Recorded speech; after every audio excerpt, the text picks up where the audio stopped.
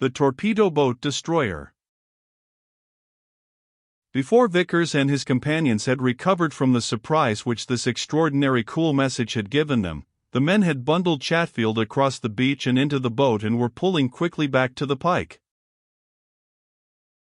Audrey broke the silence with a ringing laugh. "Captain Andreas is certainly the perfection of polite pirates," she exclaimed. "More food, more wraps, and books and papers. Was any marooned mariner ever one half so well treated?" "What's the fellow mean about no vessel passing here for 2 more days?" growled Copplestone, who was glaring angrily at the yacht. "What's he so meticulously correct for?" "I should say that he's referring to some weekly or bi-weekly steamer which runs between Kirkwall and the mainland," replied Vickers. "Well, it's good to know that, anyhow. But wait until the pike's vamoosed again, and we'll make up such a column of smoke that it'll be seen for many a mile. In fact, I'll go and gather a lot of dried stuff now. You two can drag those boxes and things up the beach and see what our jailers have been good enough to send us." He went away up the cliffs, and Audrey and Copplestone, once more left alone, looked at each other and laughed. "That's right," said Copplestone. "What I like about you is that you take things that way." "Is it any use taking them any other way?" she asked. "Besides, I've never been at all frightened nor particularly concerned.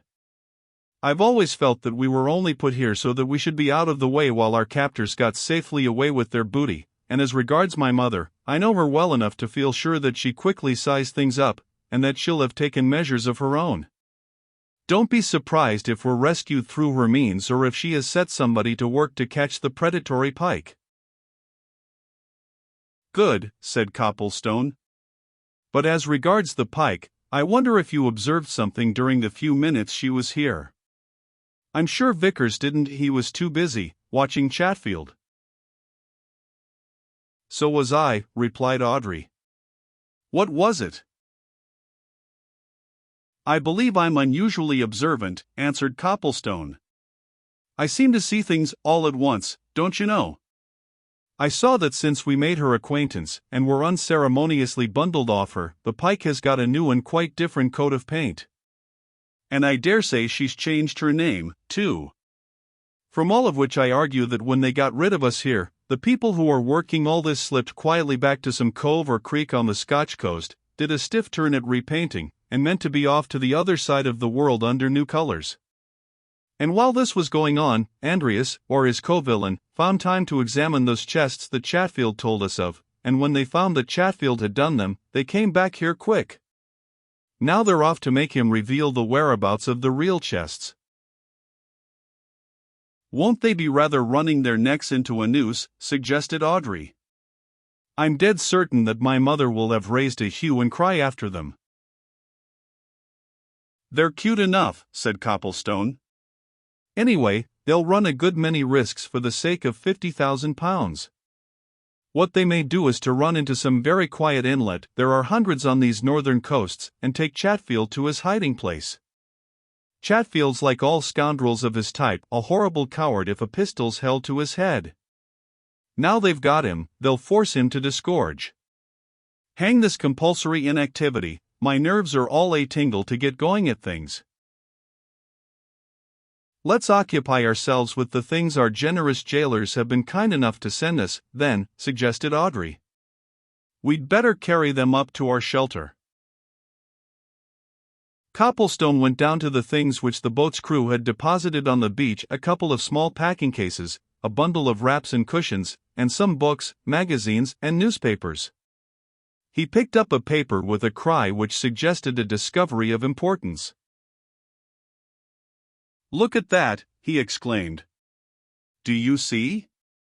A Scotsman. Today's date. And here Aberdeen Free Press, same date." "Well," asked Audrey. "And what then?" "What then?" demanded Copplestone. "Where are your powers of deduction? Why, that shows that the Pike was somewhere this morning where she could get the morning papers from Aberdeen and Edinburgh, therefore, she's been, as I suggested, somewhere on the Scotch coast all night. It's now noon, she's a fast sailor, I guess she's been within 60 miles of us ever since she left us. Isn't it more pertinent to speculate on where she'll be when we want to find her? Asked Audrey. More pertinent still to wonder when somebody will come to find us, answered Copplestone as he shouldered one of the cases. However, there's a certain joy in uncertainty, so they say, we're tasting it. The joys of uncertainty, however, were not to endure. They had scarcely completed the task of carrying up the newly arrived stores to the shelter which they had made in an angle of the rocks when Vickers hailed them from a spur of the cliffs and waved his arms excitedly. "I say, you two," he shouted. "There's a craft coming from the southwest. Come up." "There," he added, a few minutes later, when they arrived, breathless, at his side. "Out yonder, a mere black blot, but unmistakable. Do you know what that is, either of you? You don't? All right, I do ought to, because I'm a RNVR man myself. That's a TBD, my friends, torpedo boat destroyer. What's more, far off as she is, my experienced eye and sure knowledge tell me exactly what she is. She's a Class H boat built last year, oil-fueled turbines, runs up to 30 knots, and she's doing too, just now. Come on, Copplestone, more stuff on this fire." "I don't think we need be uneasy," said Copplestone. "Miss Grayle thinks that her mother will have raised a hue and cry after the Pike. This torpedo thing is probably looking round for us. What's that?" The sudden sharp crack of a gun came across the calm surface of the sea, and the watchers turning from their fire towards the black object in the distance saw a cloud of white smoke drifting away from it. "Hooray!" shouted Vickers. "She's seen our smoke pillar. Shove more on, just to let her know we understand. Saved, this time, anyway." Half an hour later, a spick-and-span and eminently youthful-looking naval lieutenant raised his cap to the three folk who stood eagerly awaiting his approach at the edge of the surf. "Miss Grayle? Mr. Vickers? Mr. Copplestone?" he asked as he sprang from his boat and came up. "Right, we're searching for you, had wireless messages this morning. Where's the pirate, or whatever he is?" "Somewhere away to the southward," answered Vickers, pointing into the haze. "He was here 2 hours ago, but he's about as fast as they make him, and he's good reason to show a clean pair of heels. However, we've ample grounds for believing him to have gone due south again. Where are you from?" "Got the message off Dinette Head, and we'll run you to Thurso," replied the rescuer, motioning them to enter the boat. "Come on, our commander's got some word or other for you. What's all this been?" he went on, gazing at Audrey with youthful assurance as they moved away from the shore. "You don't mean to say you've actually been kidnapped?" "Kidnapped and marooned," replied Vickers. "And I hope you'll catch our kidnapper. He's got a tremendous amount of property on him which belongs to this lady, and he'll make tracks for the other side of the Atlantic as soon as he gets hold of some more which he's gone to collect." The lieutenant regarded Audrey with still more interest. "Oh, all right," he said confidently. "He'll not get away.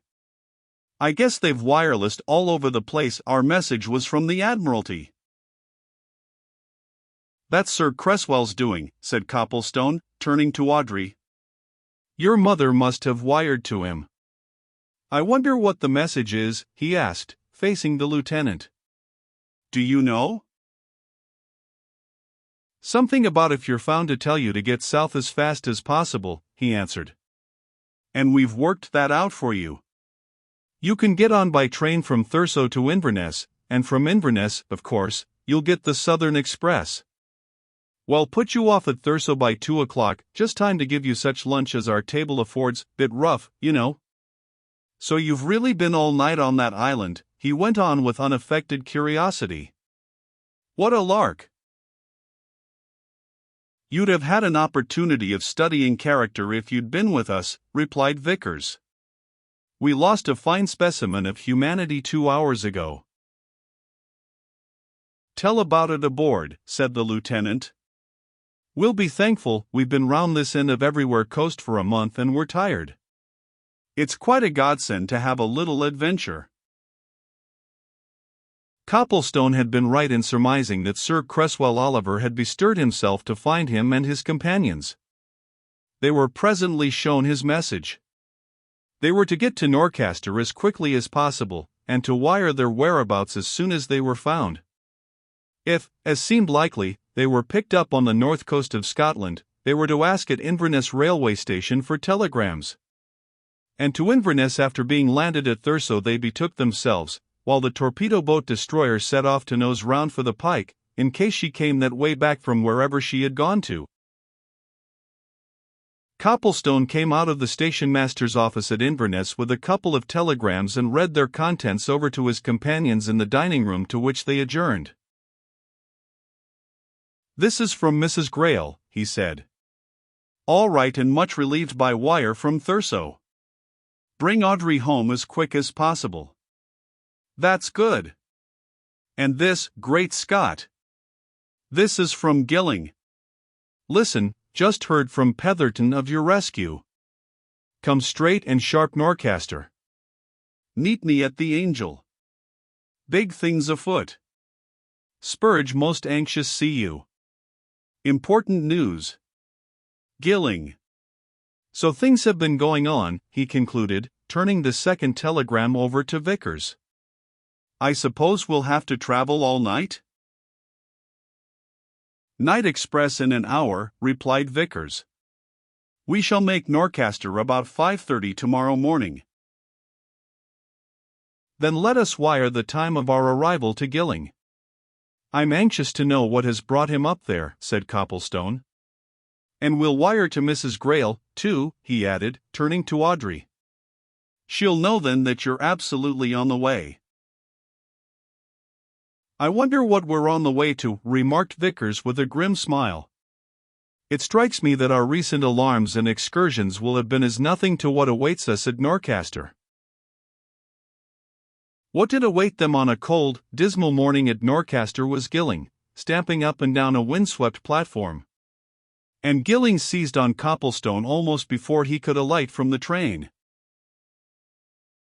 "Come to the Angel straight off," he said. "Mrs. Grayle's there awaiting her daughter.